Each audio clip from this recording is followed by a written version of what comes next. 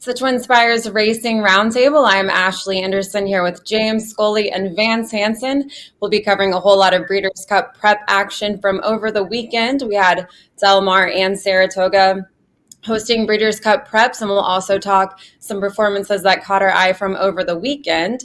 But Vance, let's start with the Jockey Club Gold Cup on Sunday, actually, at Saratoga, where Highland Falls won a mile and a quarter, punched his ticket to the Breeders' Cup Classic. So what do you rate his chances ahead of the Classic? Well, Highland Falls perhaps was born to win a Breeders' Cup race to start with. He is by Curlin, who won the Breeders' Cup Classic in 2007. His dam was Round Pond, who won the Breeders' Cup Distaff at Churchill Downs, I think maybe the year before that. But I think what it seems he and the rest of what constitutes the older male division on dirt, I think is going to need a massive step forward to topple many of the better 3-year-olds pointing for the race. Highland Falls' victory in the Gold Cup was to an extent a tactical success. Arthur's Ride, the Whitney winner, was the fastest horse on paper, literally and figuratively. He didn't really use that speed to his best effect on Sunday like he did in the Whitney. And it was very smart tactically for the connections of Highland Falls to go after him. And they did pressure Arthur's Ride into submission. So it was a good performance on Highland Falls' part, a 4-length win, very strung out field. The depth of which I think is doubtful now, kind of looking at it after the fact. The pace dynamics at Del Mar, I think, figure to be different, and Highland Falls, I think, will be among a glut of runners hoping to rally from mid-pack or off the pace. 2 months out, I have kind of doubts whether he is fast enough and really good enough to win the Classic right now, but that could change in the next few months, James. Yes, I really don't view Highland Falls Breeders' Cup Classic chances favorably. Vance made a lot of good points. I mean, this was just another classic example with Junior Alvarado not using early speed runner speed to his advantage. And you can just look at Arthur Ride's Brisnet E1 pace numbers are like 10 points lower than the Whitney. Now, Arthur's Ride flash speed, but at this point, he's got to go on with it. They run this second quarter mile in the Jockey Club Gold Cup in like 24 and a half seconds. And it's just, I thought he allowed Highland Falls to sit too close to him. Those moderate internal splits really benefited that horse. And you can look at Highland Falls, all 3 of his wins this year, whether it's that Fairgrounds allowance race, he was able to race up close to the pace in that allowance. In the Grade 3 Blame Stakes, he was able to basically track Cagliostro, the pace setter, and second that day and take over when he gave away in the stretch. And once again, it's another favorable up-close trip in the Jockey Club. Do I think he'll get this trip in Del Mar in the Breeders' Cup Classic? No, I don't. I think there'll be more legitimate speed, and I don't think he'll be able to keep up and sustain his run like he did in this race. Vance mentioned it. It looks like, to me, the competition's just going to get a lot deeper. I didn't think Sunday's Pacific Classic was a strong field of older horses. And then once again, in this Jockey Club Gold Cup, you can see Arthur's Ride. He's odds on off of a convincing win in the Whitney where he got out to a clear early lead and put his speed to good use. This race here, he doesn't run well at all. He's off the board. Tapit Trice, who was the second choice, he runs like 4th. He's under a rod before the end of the far turn.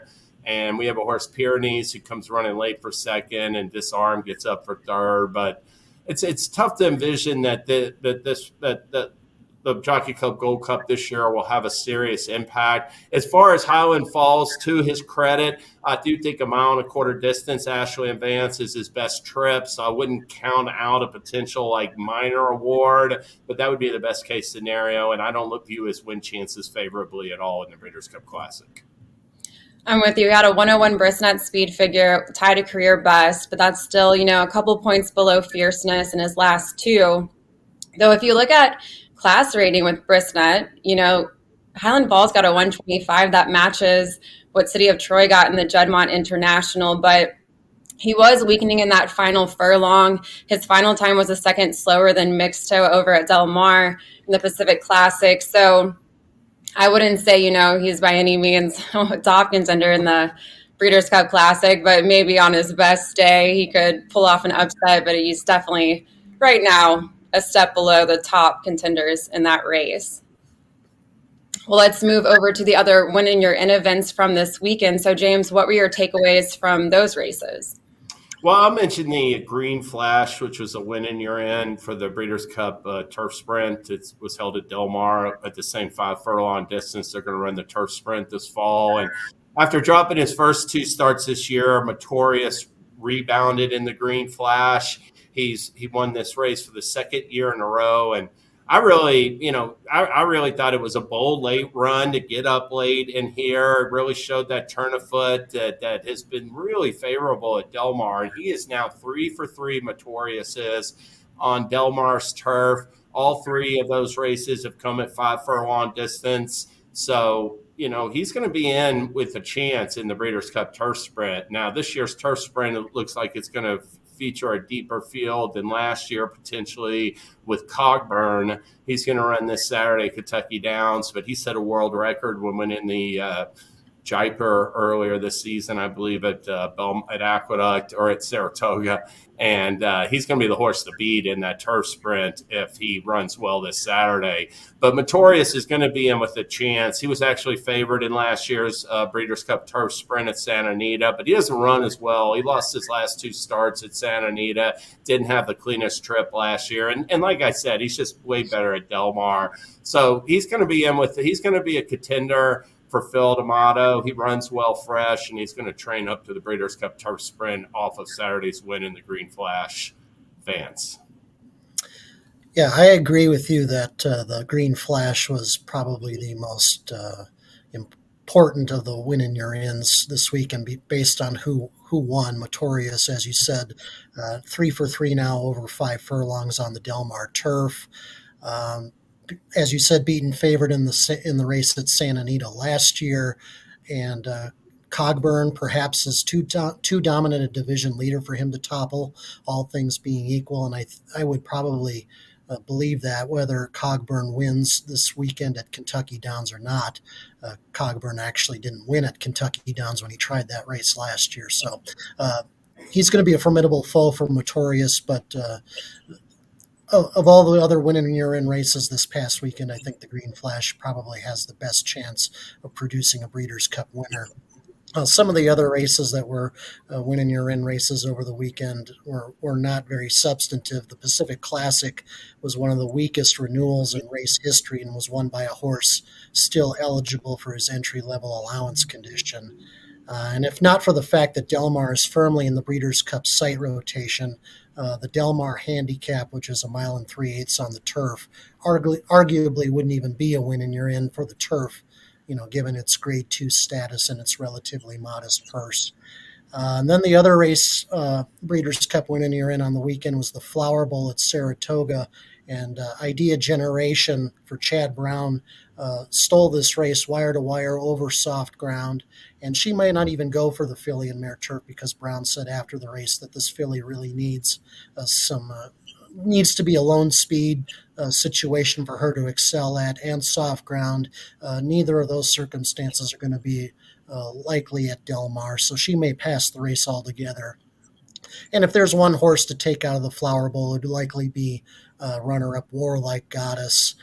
She might still be good enough to get a piece of the purse at the Breeders' Cup filly and mare turf, even at the advanced age of 7. But otherwise, outside the Jockey Club Gold, or outside the Green Flash, I should say the win in your in races failed to kind of deliver this weekend, in my opinion, Ashley. I'm with you. We had, the scratch of Adair Manor really changed everything with the Pacific Classic. And then really the Del Mar handicap was kind of what I was going to talk about with Gold Phoenix winning the 3rd straight year. But going up in the Breeders' Cup turf, facing Aidan O'Brien, a 7-time winner, you've got all these Charlie Appleby runners. I just don't think he's really got much of a chance in the Breeders' Cup turf. So Really, it's Notorious for Phil D'Amato. He had a great weekend. Phil D'Amato had a great weekend at Del Mar, and he actually won the Del Mar handicap. This was the 9th time in 11 years, so he's dominated that race pretty much over the last decade. But really, Notorious is, of all the horses this week that got, a berth to the Breeders' Cup, that's probably the one that has the best chance of any that we saw this weekend, aside from maybe Warlike Goddess, as you mentioned. But I do think, she's probably a step behind previous seasons. She's run well at a mile and 3/8, but I think a mile and a half is her best distance. But I do think she'd be better suited with going with the Phil Mare turf at a mile and 3/8. So be interested to see what. Really, because she's done the Breeders' Cup turf the last 2 seasons, but does it seem like she's going to go Philly and Mare turf? I just think the competition might, with the competition might be a better option in terms of, where to spot her. But the distance has always been the determining factor before. So Mott's got a decision to make, but, you've got to figure that's probably going to be her final career start. Then she's going to finally head to the breeding shed. Well, we had some other stakes action this past weekend. So, Vance, what caught your eye? Well, the Hopeful Stakes on Monday, the closing day feature at Saratoga. The winner was Chancer McPatrick, now 2 for 2 for trainer Chad Brown. And this colt showed a lot of innate class to overcome a lot of trouble. He hit the gate at the start for one, and then he severely bumped a rival a few steps later. And all of this affected jockey Flavian Pratt, too, because he briefly lost his iron. The two of them finally recovered quickly and were certainly aided by the fast pace set in the Hopeful by Smokin' Wicked, the Louisiana bred, who I thought ran one of the better races in the Hopeful, but appears to be a bit distance limited in the long term. Ferocious was the odds-on favorite in the Hopeful. He was the darling of the bettors here off a big maiden win earlier in the meet. He did seem to lose a little bit of focus and upper stretch before getting involved again in the latter stages, and he ran Chancer McPatrick to a half-length defeat there. And then Chad Brown had another horse in here, Incentive Play, who tried to make a rally up the inside and deep stretch. Kind of hung a little bit, didn't quite have the kick as the top 2 finishers, but he ran a nice race for third as well. So I thought this was a pretty decent edition of the Hopeful. Chancer McPatrick and Incentive Play, both trained by Chad Brown. He's going to be looking at the Champagne and the Breeders' Futurity for both of these horses. I suppose one will go in one race and the other will go in the other one. So Chancer McPatrick off this nice win is one of the favorites for the Breeders' Cup Juvenile now. I would remain a bit cautious, though, because of his deep closing running style.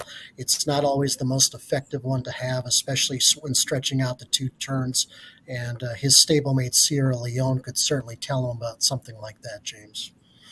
Yeah, one thing though about him, a lot of times and he'll have to prove himself at 2 turns. Despite pedigree, sometimes these horses aren't like longer distance types. But Chancer McPatrick is bred for longer. His dam was a graded stakes winning 2-turn type. His lone sibling to race was a 2-turn type. So with McKenzie on top, who got some speed, he ran second in the Breeders' Cup Classic himself, and then all the stamina on the female side.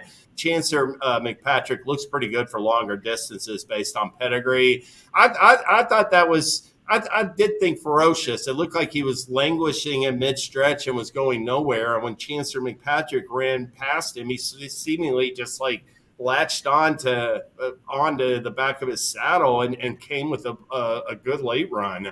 But all 3 of the top 3 finishers in the Hopeful were all impressive maiden winners, I thought, earlier in the meet. So I did think that the quality was pretty solid in that field. For my what else, I'm going to turn to the Arkansas. I'm going to turn to Muth, who made his first start since winning the Arkansas Derby back in late March. He returned with a victory in Sunday's Shared Belief Stakes at Del Mar. I will say this, he came under a rod leaving the far turn to fend off a challenger and continued to be pretty hard ridden to the wire to win by 2 lengths. But, he had every right to need a race off the layoff. That wasn't, coming back at a 2-turn mile stakes like that isn't always easy. And he could continue to move forward off that performance. He's going to head to the $1 million California Crown that used to be the Awesome Again. It's on September 28th.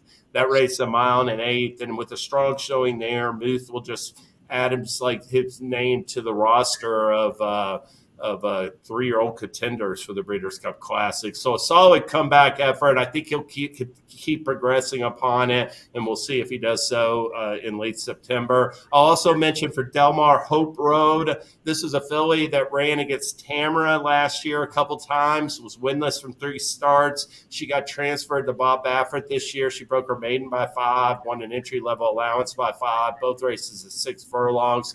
She stretched out to a 2-turn mile in the Torrey Pines on Saturday and looked awesome doing it. Not only did she really look good, but the filly that ran second was the filly that won the Grade 2 Santa Anita Oaks earlier this year, so she flattered her in a sense. Baffert's going to stretch her out to the Zenyatta, which is 1 mile and 1/16 in early October. She could be headed for the distaff, but the filly and mare sprint is going to be an option for Hope Road because she's by Quality Road, but she's out of Marley's Freedom, and that she won the Grade 1 Ballerina, a bunch of sprint stakes. In fact, never ran at 2 turns, so she's all speed on her damn side. Hope Road is, in a sense, at least with her, with Marley's Freedom. And finally, I'll mention Bright Work, who came back. She was supposed to run in the test earlier in the meet, flipped over in the paddock. They scratched her for just precautionary reasons. And she came back with a real, I thought, strong showing in the Prioris at, I might have said Prioris earlier instead of Torrey Pines and Del Mar, but Bright Work was in the Prioris Saturday at Saratoga. And really, the pace setter in this race, we're seeing the replay right here, is Too Sharp. And I thought she ran a terrific race for second. I thought the top 2 in this race are both fillies to watch moving forward. They're both, to me, like candidates for the filly and mare sprint. I look at the filly and mare sprint, and yeah, you're going to have Sweet Azteca, Society, and Baba, but there's nobody else out there. And those horses all have to get there too. So I think these are 2 upward 3-year-old fillies with a lot more to offer. Bright Work is now 5 for 5 at 1-turn distances. Her only poor showings came at 2 turns. I think she's got more to offer off of this race. She won the Spinaway last year by open lengths, is a very talented 1-turn sprint prospect for John Ortiz. And like I said, the runner-up, Too Sharp, who was odds-on for Phil Bauer, had just broken her maiden by 11.5 lengths in her second start. She's another filly seemingly with a bright future. So I thought this was a real strong running of the Prioris on Saturday by 2 fillies that are in with the chance for the filly and mare sprint this fall. Ashley. Well, speaking of the Spinaway, I wanted to mention Immersive getting a second career win for Brad Cox, a Nyquist filly. She improved her Brisnet speed figure to a 91 after winning on debut and getting an 82. It's a Godolphin homebred, and there are really only 2 late runners in this race, and I went with the other late runner who finished 3rd, so I picked the wrong one. But Immersive came through and won by 1 1/4 lengths over a muddy sealed track, and then now we'll probably point to the Grade 1 Alcibiades, which is a prep for the Breeders' Cup Juvenile Fillies, and Brad Cox won the Alcibiades and the Juvenile Fillies with British Idiom a couple seasons ago, so looking to do it here. But I did want to note, last year we saw Brad Cox had about 13 colts, 7 fillies that were in the mix for the Roads, the Kentucky Derby, and the Oaks, so it's too soon to say if this is his top filly. He's probably going to have quite a few in the mix, but one to circle for sure. And it's interesting, you don't see a lot of Brad Cox runners go off around, like 12 to 1, 10 to 1. And this filly both times has been sent off as kind of a long shot. So I expect she'll get respected in the Alcibiades, but a very good filly to keep your eye on going forward. And Brad Cox had a great weekend too. He had 5 wins from Friday to Sunday to close out the Saratoga meet, had 14 wins overall. Of course, got a Grade 1 win here and in the Jockey Club Gold Cup, and also won the Grade 3, I believe it's Saranac, with West Hollywood. So a very good overall meet for Brad Cox. No surprise. I always said Saranac, but I might have it wrong. I also thought the runner-up there, really a really good effort. I mean, nice filly for John Ortiz. So that sloppy track, that wet track, I thought might have helped Immersive a little bit, but Quiet Side I thought ran huge, and the top two are very promising, like you said, especially the winner. A few to add to your stable alerts. Well, that's all the time we have for the Racing Roundtable. We'll be back next Tuesday to recap a whole lot of stakes action. James and I will be at Kentucky Downs covering a whole bunch of stakes action as well this weekend. So check out our social channels to follow along, and we'll see you next time. When it comes to horse racing, you can never have too much information. With Twinspires, you can place your bets with confidence, whether you use handicapping insights like our Brisnet speed ratings, prime power and past performances, the guidance of our experts' top picks, or just choose a name that catches your eye. Yes! No matter how you pick your horse, bet with Twinspires. And now you can race to victory with Twinspires tournaments.